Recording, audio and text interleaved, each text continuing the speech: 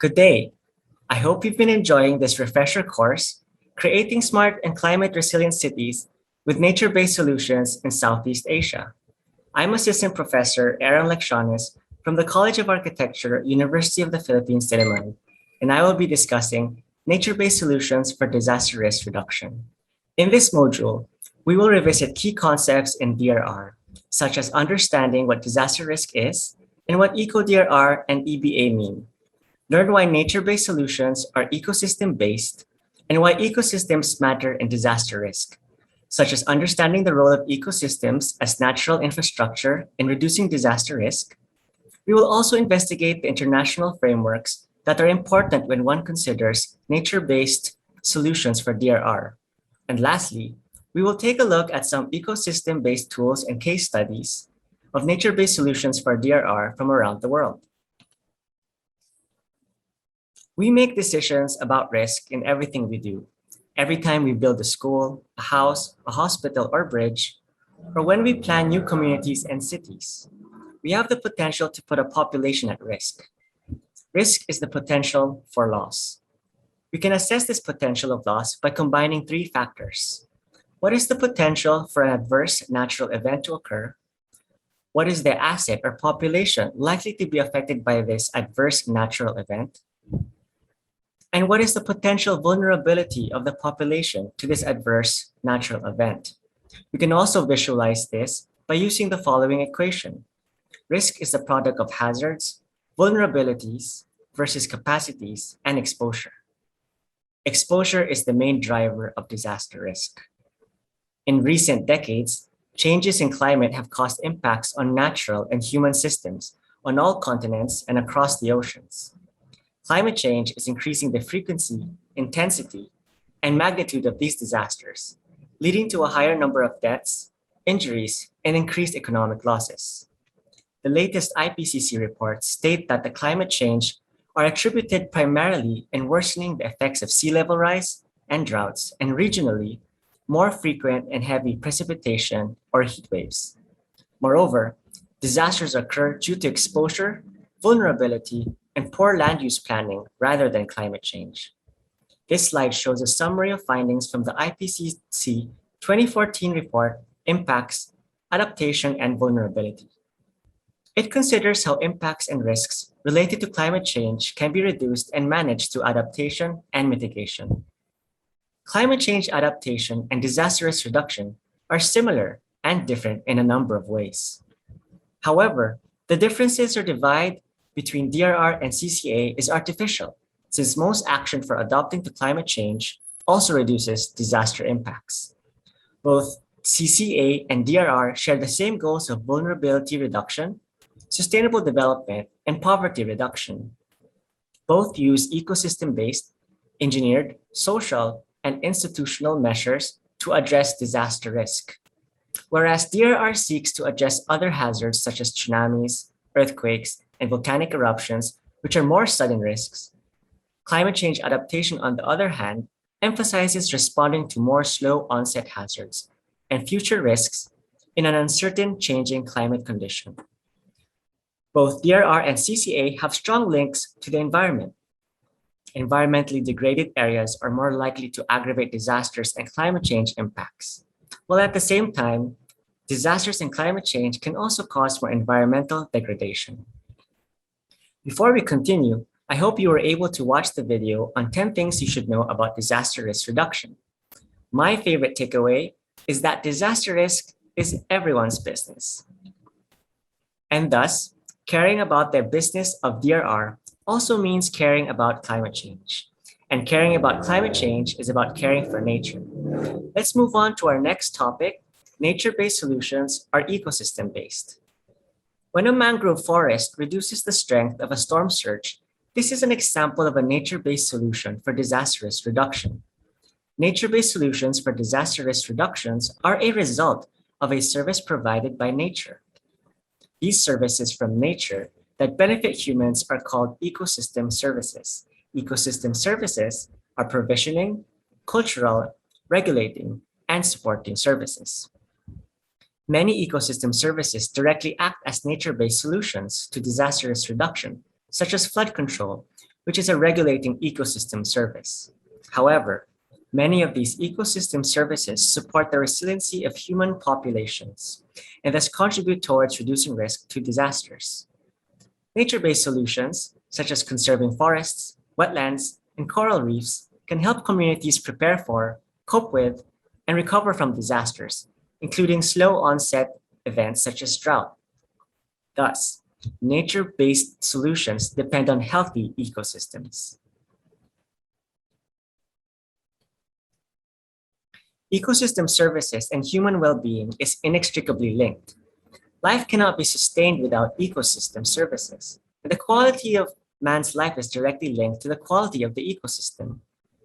An ecosystem is a community of organisms interacting with each other and with their environment, such that energy is exchanged and system-level processes, such as the cycling of elements, emerge. A growing body of evidence indicate that value of ecosystems in disaster risk reduction, such as wave attenuation, wave deflection, and erosion reduction for coastal ecosystems, and protection against gravitational natural hazards, flood and runoff control, and erosion reduction for forest ecosystems. A recent study entitled Scientific Evidence for Ecosystem-Based Disaster Risk Reduction reviewed 529 articles published between 2009 and 2019 and showed that there is a robust link and cost effectiveness between certain ecosystems in reducing specific hazards. Many types of ecosystems can provide sustainable and multifunctional approaches to disaster risk reduction. Nature-based solutions that rely on the health of ecosystems also contribute to climate change mitigation and adaptation, and in turn helps reduce the effect of climate change on the increase of intensity and frequency of certain hazards. Integrated management of land, water, and living resources that promote conservation and sustainable use provide the basis for maintaining ecosystem services, including those that contribute to reduced disaster risk. To sum this all up, let's listen to this short AVP on natural infrastructure from the point of view of the business sector. Let's talk about new business opportunities to improve your company's risk management strategy. Do you depend on natural resources for your products or service offerings? Have any of your operational sites or suppliers been affected by floods, droughts, or fires? Do you need to treat industrial wastewater to meet regulatory requirements?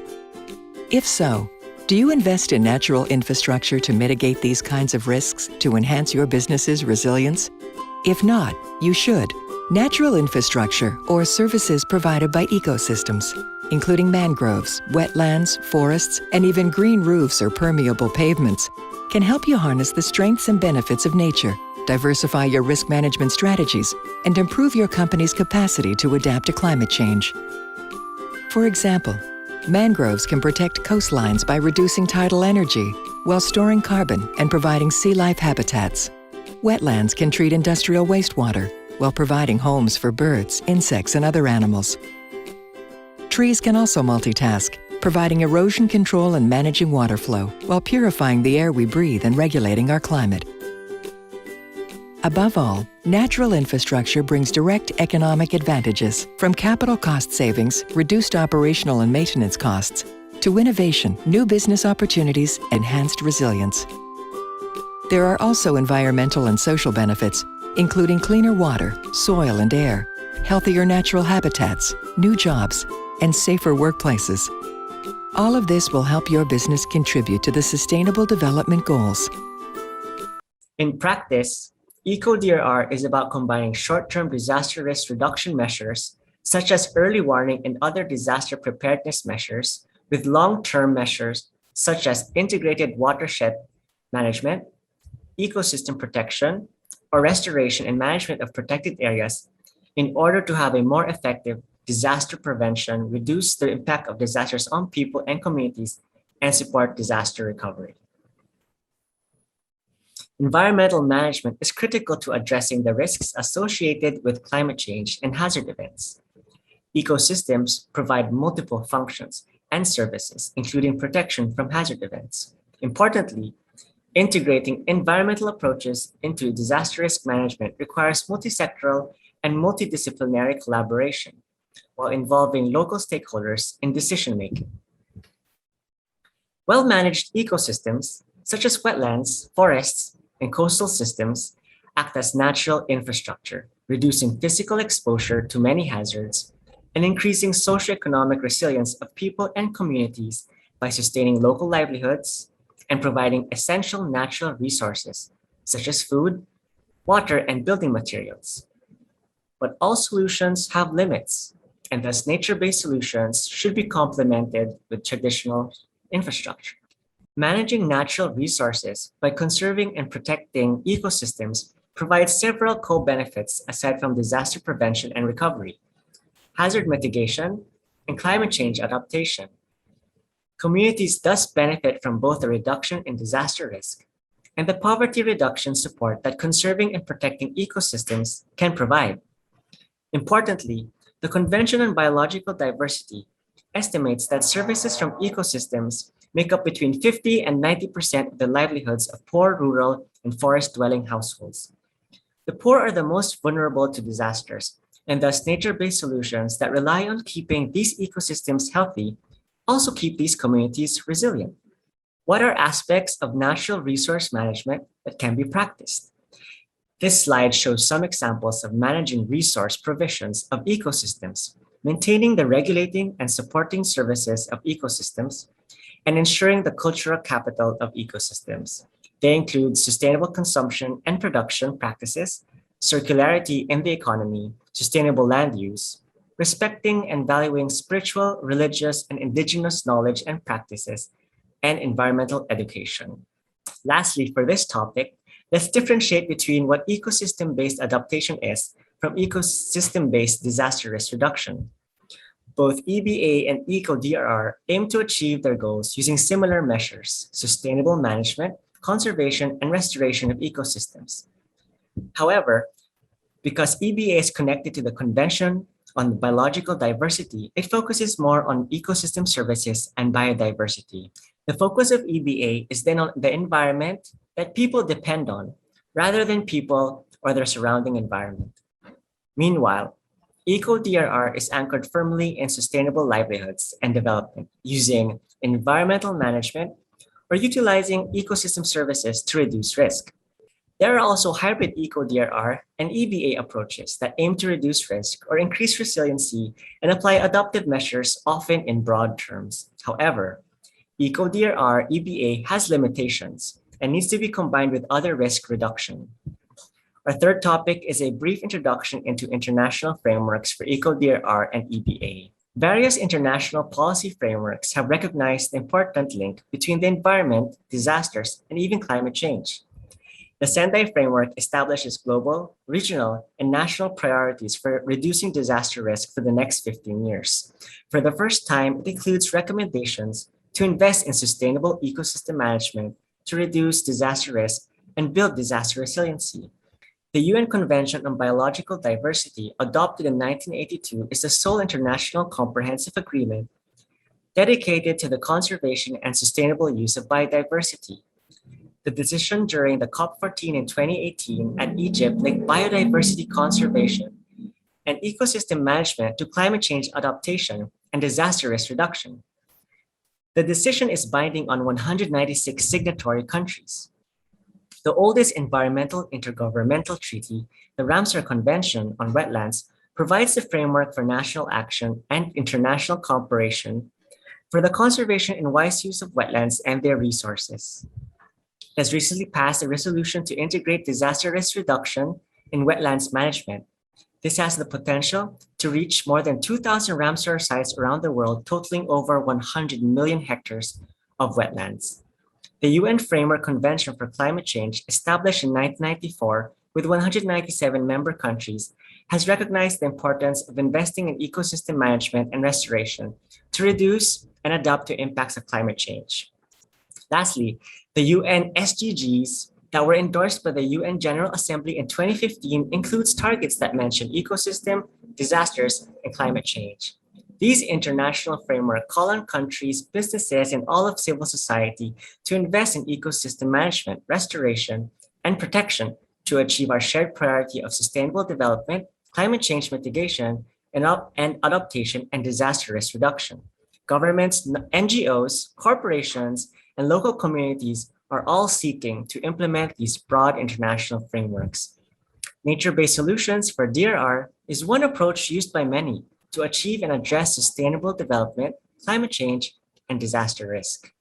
Finally, in our last topic, let's take a look at eco-DRR tools and examples of NBS for DRR.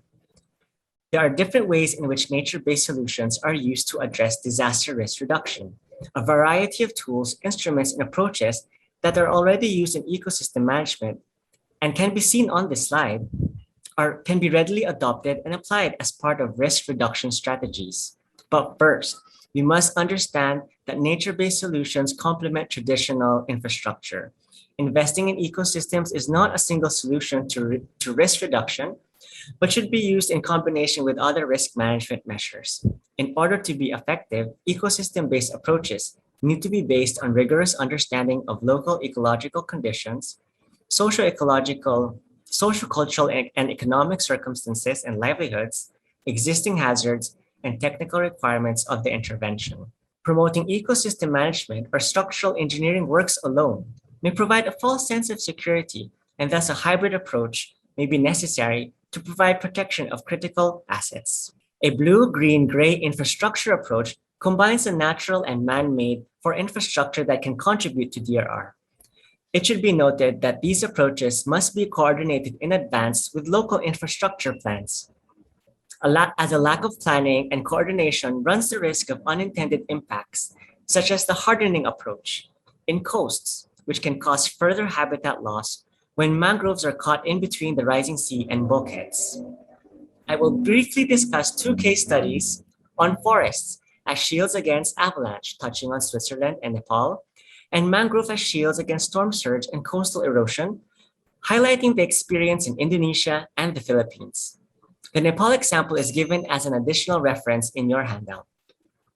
Protection forests in Switzerland are used to protect assets from falling rock, avalanches, landslides, and other falling debris. Protection forests complement hard infrastructure by being barriers against hazard and protect against erosion. This nature-based solution for DRR is also a source for wood and a place for recreation in these communities. Communities also prefer these protection forests since they not only provide additional benefits, but are 5 to 10% cheaper than structurally engineered solutions.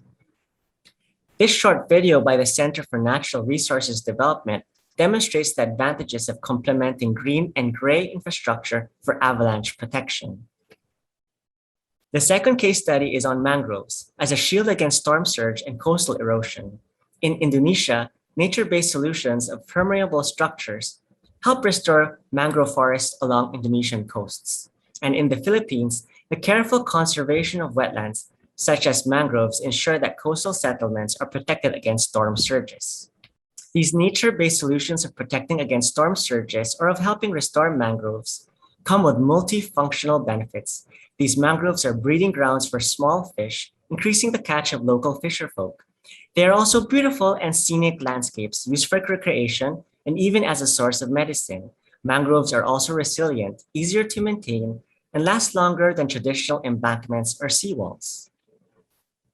The way forward in disaster risk reduction is to mainstream nature-based solutions into DRR and make full use of ecosystem services, which have cross-sector and multifunctional benefits.